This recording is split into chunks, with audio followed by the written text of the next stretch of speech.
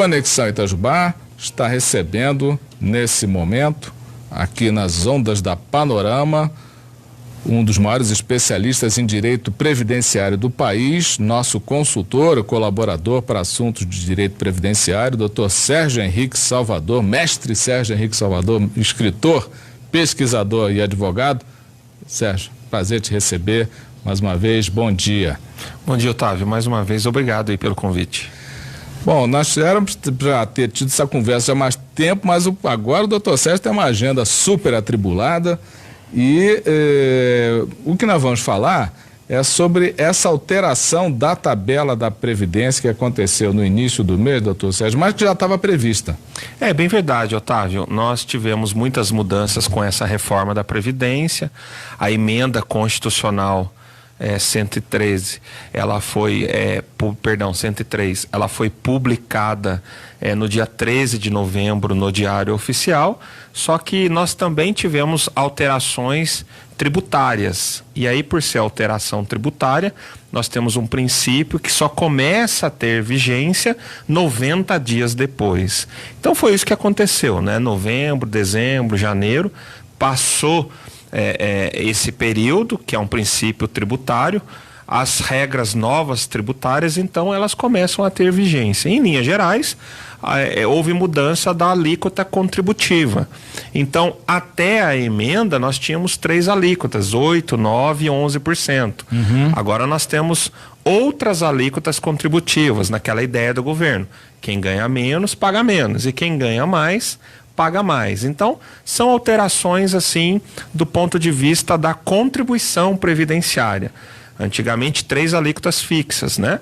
E agora nós temos mais alíquotas, elas vão de 7,5% a quase 12%, então será por faixa salarial.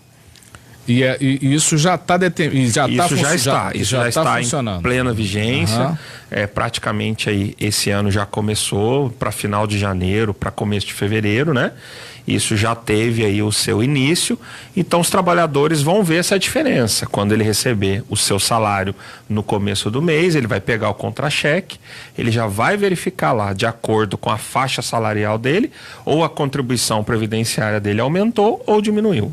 Pode ter diminuído também. Pode ter diminuído dependendo da faixa salarial. Por exemplo, se ele recebia até um salário mínimo, a contribuição previdenciária ela passou para 7,5%. E na tabela anterior oscilava de 8% a 9%. Sim. Ou seja, até teve uma redução... não tão significativa para quem ganha pequena, menos, né? para quem ganha mais que teve.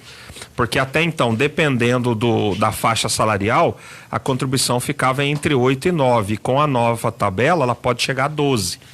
Então, tivemos algumas mudanças nesse sentido. Doutor Sérgio, o famoso risco de um dia, foi aquele argumento que se usou durante muito tempo, antes da reforma previdenciária, que um dia poderia faltar de recursos para pagar os aposentados. Isso já acabou na verdade é um discurso muito usado para fazer a reforma. Sim. Nós ouvimos isso todo dia, mas é um discurso que às vezes não é tão comprovado, certo, né? Porque a gente tem sobra de caixa em vários sentidos. É o que eu sempre defendi aqui, Otávio.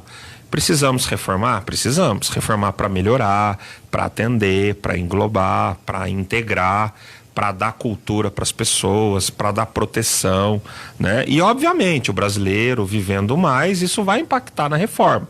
Mas não pode ser uma reforma radical que só exclui direitos e deixa a pessoa, às vezes, contribuir por muito tempo e quando ela pensa em se aposentar, ela vai receber por pouco tempo. Então não é um modelo ideal, mas que precisava ter essa reforma, sim, como também outras reformas que o Brasil precisa. Essa tendência de privatização da Previdência ainda vamos chamar assim, um movimento agudo? Sim, é um movimento muito forte, Otávio, de enfraquecimento da Previdência Pública e um fortalecimento da Previdência Privada.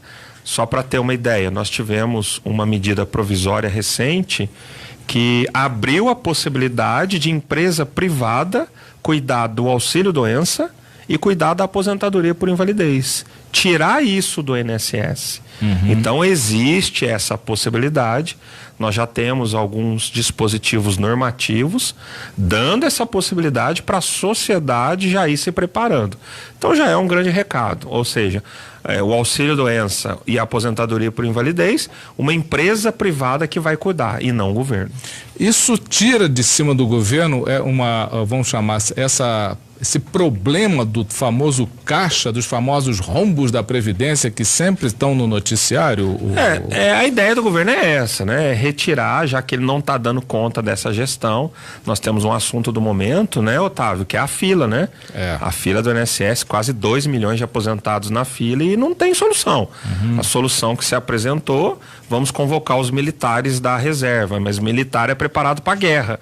Ele não é preparado para atender e despachar os processos. Então, assim, obviamente que o governo ele usa esse discurso. Vamos tirar isso do nosso colo, vamos deixar para a iniciativa privada para desafogar as nossas atividades. É uma saída interessante? É relativo, Otávio. Do ponto de vista político, econômico, fiscal, sim. Mas do ponto de vista jurídico, nem tanto, né? Porque a Previdência é uma obrigação do Estado brasileiro. Então ele tira uma atividade que é dele, genuinamente é dele, e terceiriza. É dele, né? Por lei, né? É dele por lei, por força da Constituição. Então não é tecnicamente o melhor caminho. Previdência, querido ouvinte, internauta, para você entender, não é que nem a Petrobras. Você pode terceirizar e, né, se vira lá a Petrobras. Isso aí, pela Constituição, a aposentadoria, a previdência é um dever do Estado. Por exemplo, a gente tem essa discussão, isso mesmo, Otávio, dever do Estado, é uma garantia constitucional. Quando a gente terceiriza algo, a gente não terceiriza a atividade fim, a finalidade, o objeto, a gente terceiriza outros tipos de atividades, né? Então o Estado ele está tirando algo que é dele e jogando para a sociedade, né? Ou seja, na nossa visão, acho que ele está passando o problema para frente, né? Empurrando, né? Exatamente. Doutor Sérgio, agora trocando de assunto rapidamente, mas ainda pegando o gancho no caráter, no aspecto longevidade das pessoas, uma das grandes defesas que o doutor Sérgio fez aqui ao longo do seu tempo na participação com o Conexão Itajubá foi da desaposentação.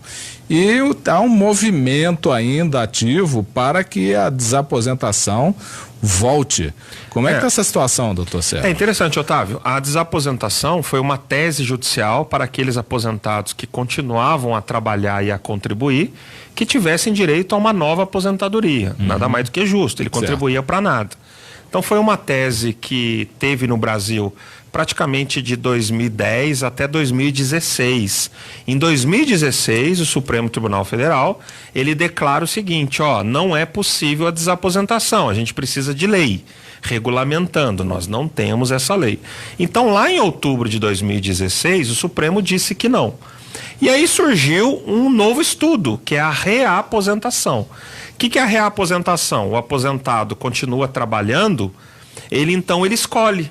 Ele cancela a aposentadoria atual e aí ele pega uma nova aposentadoria, surge para ele um novo benefício. Então ele põe na balança, agora, se eu continuei a trabalhar, eu tenho direito a uma outra aposentadoria, cancela a anterior e cria outra. Então chegou no Supremo no final do ano passado, no começo de dezembro, o STF mais uma vez disse o seguinte, praticamente é 6 por meia dúzia, a ideia é a mesma. Então, se não deu a desaposentação lá atrás, essa nova leitura chamada reaposentação também não tem jeito. Então, ele reafirmou que a gente precisa de lei. Tem projeto de lei no Congresso, a gente tem que aguardar se vai avançar esse assunto. Como é que é a expectativa em relação a isso? A expectativa é que talvez nós tenhamos a aprovação dessa lei, mas num longo prazo, né, Otávio? Não vai ser Eu acho que não vai ser de imediato. Nada mais do que justo que o aposentado ele continue trabalhando e contribuindo, que ele tenha o seu benefício revisto, né? Afinal de contas, a contribuição dele está servindo para nada. Para as pessoas que já têm aposentadoria, estão aposentadas, eles vamos chamar aposentadoria privada é uma opção viável ou é impossível? Sim, em alguns sentidos é uma situação interessante. Às vezes ele aposenta com um valor muito baixo ou aquele valor vai se defasando. Então, assim como ele faz um seguro de vida, um seguro de carro, um seguro habitacional, ele procura ali o gerente do banco ou algum corretor de plano de previdência privada, ele faz uma simulação e ele começa a recolher. Ele recolhe por um certo período de tempo e lá na frente ele pode ter direito a uma aposentadoria privada e ficar com as duas, com a aposentadoria do INSS e a aposentadoria privada. Não tem nenhum impedimento legal em relação a isso? Não tem nenhum impedimento, é uma relação privada, contratual, Código de Defesa do Consumidor. Se ele precisar encostar pela doença, ele encosta. Se ele falecer, deixa a pensão. Então, é interessante. Na previdência privada, Otávio, nós temos a portabilidade, ele pode trocar de plano, ele pode fazer o resgate, ele pode sair do plano e levar o que ele contribuiu, ele pode injetar dinheiro, de uma hora para outra ele pode aumentar a contribuição dele na previdência privada. Então realmente é algo bem interessante. O internauta está aqui no WhatsApp perguntando, o idoso com aposentadoria normal continua recebendo, né? Sim. E o LOAS? Pois é, o LOAS é aquele benefício assistencial que a reforma não mexeu. Nós temos uma ideia do governo de mexer também no LOAS. Mas ainda não. Ainda não. A proposta inicial era mexer o LOAS, aumentar com a idade, diminuir o valor, mas isso não passou. Mas o ministro Paulo Guedes, ele quer voltar a discutir com a mudança do LOAS.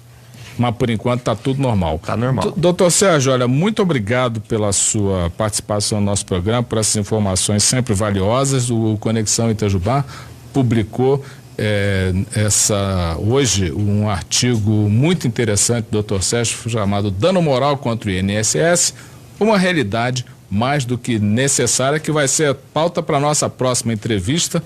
E muito obrigado mais uma vez, doutor Sérgio. Obrigado, Otávio. Até a próxima. Esse é o doutor Sérgio Henrique Salvador, um dos maiores especialistas em direito previdenciário do país, professor, escritor, colaborador do Conexão Itajubá, participando aqui do nosso programa nas ondas da Panorama.